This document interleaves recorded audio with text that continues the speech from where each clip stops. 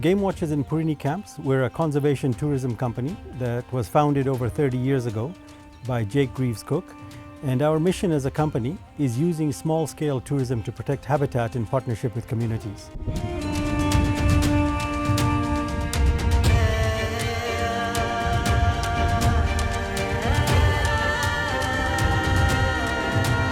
Today, right here, we're in Porini Mara Camp, which is one of the camps in the Ol Kinyei Conservancy.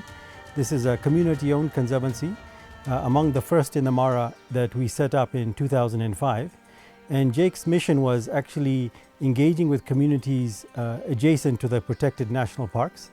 In fact, an interesting fact is many people don't realize that in Kenya, a country that we think of with open landscapes, wildlife everywhere, only 8% of the country is protected national parks and reserves, whereas 70% of the wildlife is outside those protected parks and reserves. So then the question is, what's happening to that 70%, the area where the wildlife is? Before, the land was divided. The land was owned communally. It was called a group ranch, which was land owned by, very big families and people together. So this conservancy, Ol Kinyei, where we're sitting today, we set this up in 2005. Jake came here, met the leaders, met the landowners, and got them to see if they have a valuable asset here, which is the land and the wildlife. And if they set it aside and create a conservancy, which is basically like a reserve, for example, and we can create a product that has a low impact, because as you'll see in this camp, it's an eco camp. It's got a very small eco footprint. It's 100% solar, and the revenues from the camp could then go to pay a lease payment to the landowners and also create employment, among many other benefits.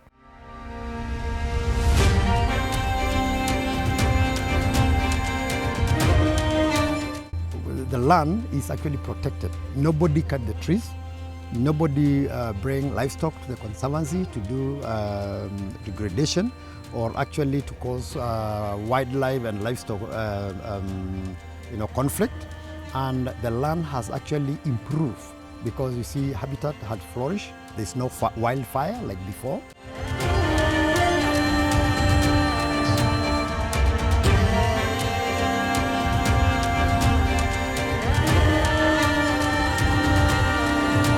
I think, as we know, globally wildlife is in decline, biodiversity is in decline, even in a lot of Kenya, especially key species like lions, elephants.